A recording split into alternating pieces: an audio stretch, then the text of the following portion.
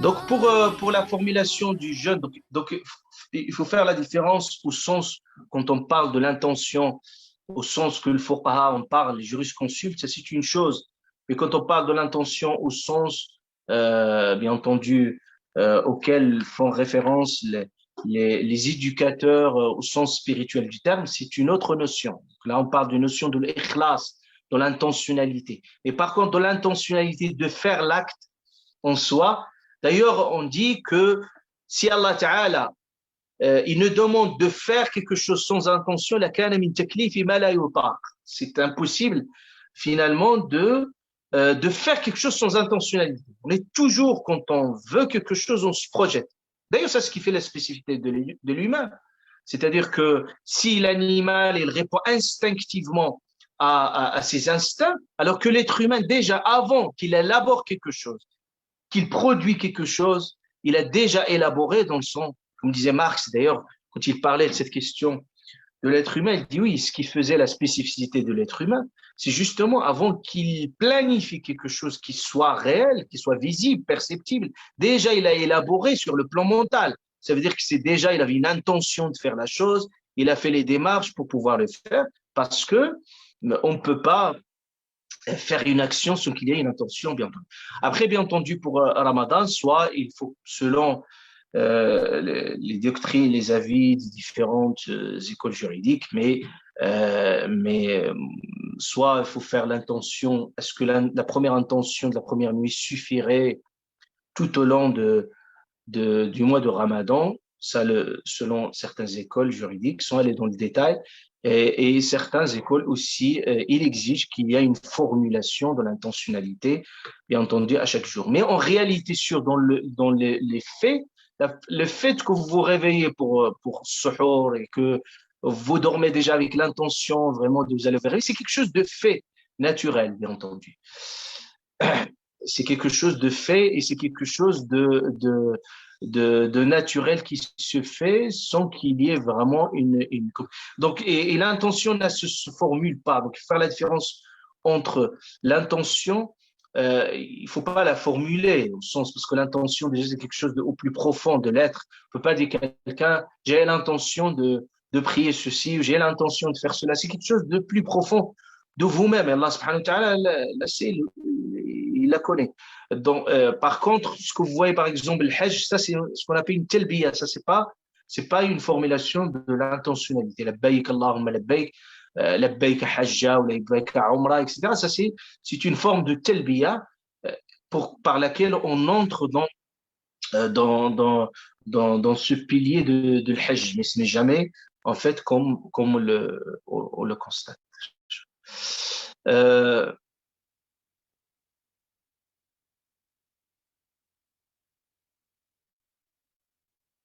Euh, oui. Donc la question de l'intention, oui, ça c'est la grande problématique. C'est que il faut qu'il y ait justement, la foi, ça permet cette cohérence entre la bonne intentionnalité avec les actes. C'est-à-dire qu'il faut absolument avoir une correspondance. C'est ça le travail qui doit être fait. C'est-à-dire entre ce que avoir les bonnes intentions du monde, c'est une chose. Mais en fait, les traduire en une action, c'est quelque chose de fondamental. C'est pour ça que Allah Ta'ala dit c'est-à-dire que la foi en soi doit être capable de générer l'action. Générer l'action. Donc, il ne suffit pas de dire, voilà, parce que oui, la foi, il est dans le cœur, mais sans cette foi, soit capable de générer, de produire. Ce n'est pas une foi qui est productive. C'est comme vous dites, quelqu'un, il va vous dire, écoutez, moi, j'ai du gasoil, j'ai du carburant dans ma voiture, mais s'il n'y a pas de combustibilité, la voiture ne peut pas marcher, ne peut pas bouger. Donc, le carburant, c'est de la foi, c'est ce carburant de la foi. Il faut qu'il soit suffisant, la jauge bien suffisante, et qu'il y ait une forme de combustibilité qui permet vraiment à la voiture de bouger et de marcher. Ben, la même chose, s'agissant aussi de la foi. Donc, en fonction aussi de le moteur, si je puis dire, et le générateur, le moteur de la foi, c'est ça, c'est votre cœur, c'est votre cœur. Donc, si vous n'avez pas de moteur, donc c'est impossible de concevoir une voiture sans moteur. C'est impossible de concevoir, une foi sans qu'il y ait ce moteur interne. Par contre, toujours, je donne cet exemple, puisqu'on parle de la foi et de la lumière de la foi. La lumière de la foi, il a une source. Donc, plus la source, il a un voltage très, très fort, plus il génère. Par exemple, vous pouvez illuminer toute une ville si vous avez un générateur très, très fort en termes de voltage.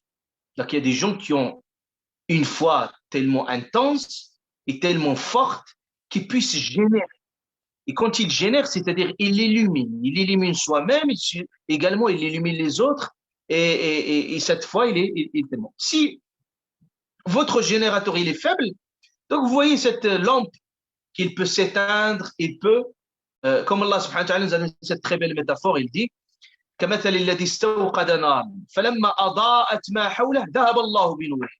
C'est-à-dire comme il y avait une forme de lumière, et d'un seul coup, il y a de l'obscurité. Et vous savez, quand il y a de l'obscurité, vous sortez de la lumière vers l'obscurité, vous voyez plus rien.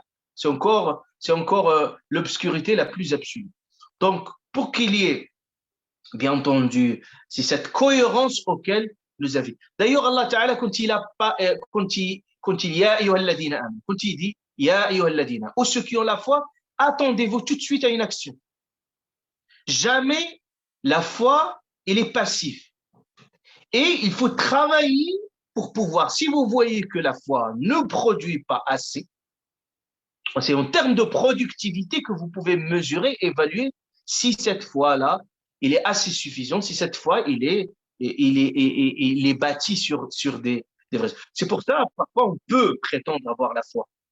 Mais il arrive des situations où des révélateurs et des indices qui nous disent non, vous êtes loin. On peut toujours se dire oui, c'est bon, mais quand il arrive l'épreuve, quand il arrive des difficultés, est-ce que nous sommes suffisamment immunisés, armés pour faire face à ces difficultés? Et c'est là la foi qui pourrait jouer un rôle. Comme Allah Ta'ala dit, وَمْ يُؤْمِنْ بِاللَّهِ يَهْدِ قَلْبَهِ وفي قراءة يهدأ قلبه. Est-ce qu'au moment, quand il moment de l'épreuve, de la difficulté, est-ce que il y a assez de foi pour pouvoir avoir cette résilience? Quelqu'un, quand il est donc plus la foi il est forte, et plus il permet de générer une action. C'est pour ça Allah Ta'ala dit ya ayyuhalladhina amanu istajibu lillahi wa lirrasul idha da'akum lima yuhyikum. Ça veut dire que l'istijaba, c'est ça répond, ça répond pas. Toujours je donne cette métaphore de la voiture. La voiture, si vous appuyez sur l'accélérateur et vous voyez que la voiture là, ses capacités limites, c'est 120 km. Parce que le fabricant, c'est comme ça, il ne peut pas aller plus de 120. Même si vous pouvez accélérer autant que vous voulez, mais ça ne dépasse jamais cette vitesse-là. Ben, la même chose, quand vous accélérez sur une voiture, il répond, donc il y a une réponse intuitive, il répond naturellement, ça veut dire que c'est un bon signe. Mais si vous appuyez, vous avez du mal, là, c'est problématique. La même chose s'agissant de la réponse. C'est-à-dire à quel moment on peut répondre naturellement au sens, à l'appel d'Allah subhanahu wa ta'ala. Stajibu lillahi wa lirrasul. Est-ce qu'on répond à l'appel d'Allah subhanahu wa ta'ala naturellement, automatiquement? C'est ça le sens de la foi qui doit y travailler. Et quand on le fait avec amour et avec consentement et avec plaisir, là, la foi prend tout de suite une autre dimension, bien entendu.